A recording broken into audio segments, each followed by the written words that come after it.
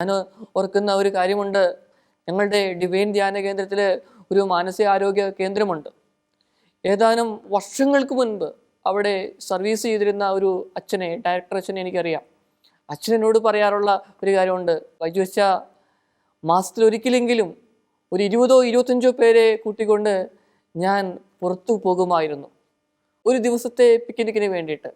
അവരിൽ അല്പം സംയമനത്തോടെയൊക്കെ പെരുമാറുന്ന വ്യക്തികളുണ്ട്. അവരെയൊക്കെ എനിക്കറിയാം. അവരെയൊക്കെ കൂട്ടി ഞാൻ പതുക്കെ, പ്രത്യേകിച്ച് കടൽ തീരത്ത് അല്ലെങ്കിൽ പാർക്കിലൊക്കെ പോകുമായിരുന്നു. അവരുടെ മനസ്സിന് ഒരുപാട് സന്തോഷവും ഉത്സാഹവും ഒക്കെയാണ് ലഭിക്കുന്നത്. കണ്ടോ, ഭയങ്കരമായ വ്യത്യാസം വരുന്നത് കണ്ടോ? അതെ പ്രിയപ്പെട്ടവരെ, നമ്മുടെയൊക്കെ ജീവിതങ്ങളിൽ ഒരു തുറവിയാണ് ലഭിക്കുക. ആയതിനാൽ ജീവിതത്തിൻ്റെ കർമ്മമണ്ഡലങ്ങളിൽ ഞാനും നിങ്ങളുമൊക്കെ തിരക്കുള്ളവരാണ്. ഈ തിരക്കുള്ള സമയത്ത് പോലും അല്പസമയം യാത്രകളിലേക്ക് മാറ്റുവാനായിട്ട്, നമുക്ക് വേണ്ടി ചെലവഴിക്കുവാനായിട്ട് ശ്രമിക്കാം. അതോടൊപ്പം തന്നെ പ്രധാനമായും നമ്മൾ ശ്രദ്ധിക്കേണ്ട ഒരു കാര്യമുണ്ട് സഹോദരങ്ങളെ. നമ്മളൊക്കെ പ്രാർത്ഥിക്കുന്ന വ്യക്തികളാണ്.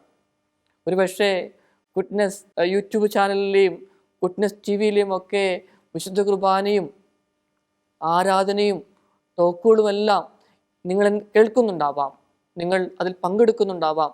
ദൈവത്തിന് നന്ദി പറയുന്നു. അതോടൊപ്പം തന്നെ വളരെ പ്രാധാന്യമുള്ള ഒരു കാര്യമാണ് വ്യക്തിപരമായ പ്രാർത്ഥന. വ്യക്തിപരമായ പ്രാർത്ഥന എന്ന് പറഞ്ഞു കഴിഞ്ഞാൽ അതിൽ ഒരുപാട് ഡയമെൻഷൻസ് ഉണ്ട്. പക്ഷേ ഒരു കാര്യം സ്നേഹത്തോടെ ഓർമ്മിപ്പിക്കുകയാണ്. ഫ്രാൻസിസ് മാർപ്പാപ്പ പറഞ്ഞ ഒരു കാര്യം, go back to the altar. Go back to the altar. അങ്ങനെ പറഞ്ഞാൽ വിശുദ്ധ കുർബാനയുടെ മുമ്പിൽ ചിലവഴിക്കേണ്ട സമയം നമ്മൾ കൂട്ടണം. അൾത്താരയിൽ ഈശോയെ എഴുന്നള്ളിച്ചു വെച്ചിരിക്കുന്ന സമയത്ത് ഒരു കൊച്ചുകുഞ്ഞിനെ പോലെ ആ ആരാധനയുടെ ദിവ്യകാരുണ്യത്തിൻ്റെ മുൻപിൽ ഇരിക്കുവാനായിട്ട് സാധിക്കണം. പ്രിയപ്പെട്ടവരെ, ഈ വർഷം നമുക്ക് തീരുമാനമെടുക്കാം. നമുക്കറിയാലോ, കോവിഡിന് ശേഷം നിത്യാരാധന ചാപ്പലുകളായി പല പള്ളികളും മാറിയിട്ടുണ്ട്. ചില സ്ഥലങ്ങളിൽ 24 മണിക്കൂറുണ്ട്, ചില സ്ഥലങ്ങളിൽ 12 മണിക്കൂറുണ്ട്, 8 മണിക്കൂറുണ്ട്. നമുക്ക് ചുറ്റുപാടുമൊക്കെ ഒന്ന് നമ്മൾ ദീർഘവീക്ഷണം നടത്തുകയാണെങ്കിൽ നമുക്കിത് മനസ്സിലാക്കുവാനായിട്ട് സാധിക്കും. ഇങ്ങനെയുള്ള സ്ഥലങ്ങളിലേക്കൊക്കെ ഒന്ന് പോകണം. നമുക്കൊക്കെ ദുഃഖവും വേദനയും ഒക്കെ ഉണ്ടാകുമ്പോൾ നമ്മുടെ പ്രിയപ്പെട്ടവരോട് എല്ലാം തുറന്നു പറയുവാനായിട്ട് ശ്രമിക്കും. അവർ പറയുന്നത് കേൾക്കുവാൻ നമ്മൾ ശ്രമിക്കും. അവരുടെ വാക്കുകൾ ഒരുപക്ഷെ ആശ്വാസം നൽകുന്നതായിരിക്കാം. പരിഹാരം ജീവിതത്തിൽ അപ്പോഴും ഉണ്ടായില്ലെങ്കിൽ പോലും ചില വാക്കുകൾ നമ്മളെ സ്വാന്തനിപ്പിക്കും. ചില നിശബ്ദതകൾ നമുക്ക് ഊർജം പകരും. പ്രിയപ്പെട്ടവരെ, നമുക്ക് വിശുദ്ധ കുർബാനയുടെ മുമ്പിൽ, ദിവ്യകാരുണ്യ ആരാധനയുടെ മുമ്പിൽ ആയിരിക്കുവാൻ സാധിക്കട്ടെ. ഒരുപക്ഷെ എന്നെ കേൾക്കുന്ന നിങ്ങളിൽ കുറച്ചു പേരെങ്കിലും ഈ ഒരു പ്രാർത്ഥനാ അനുഭവത്തിലൂടെ കടന്നുപോയ വ്യക്തികളായിരിക്കാം. ദിവ്യകാരുണ്യ ആരാധനയുടെ മുമ്പിലായിരിക്കുന്ന സമയത്ത് നമ്മുടെ സന്തോഷങ്ങൾ, നമ്മുടെ കൂട്ടുകാരോട്, പ്രിയപ്പെട്ടവരോട് നമ്മുടെ സന്തോഷങ്ങൾ നമ്മൾ പങ്കുവയ്ക്കുന്നത് പോലെ, നമ്മുടെ ദുഃഖങ്ങൾ നമ്മുടെ പ്രിയപ്പെട്ടവരോട് പങ്കുവയ്ക്കുന്നത് പോലെ നമ്മൾക്ക് പങ്കുവയ്ക്കുവാനായിട്ട് സാധിക്കണം.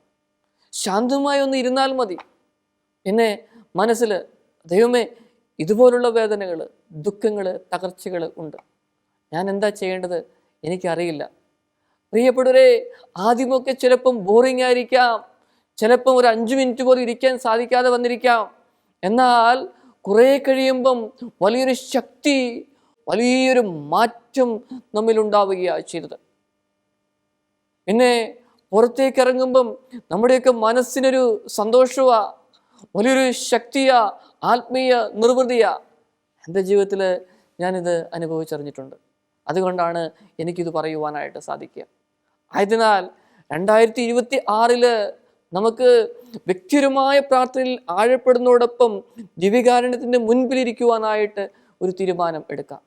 പ്രിയപ്പെട്ടവരെ, ജീവിക്കാൻ മറക്കരുത് എന്ന് ഏറ്റവും സ്നേഹത്തോടുകൂടെ ഓർമ്മിപ്പിക്കുകയാണ് ചെയ്യുന്നത്.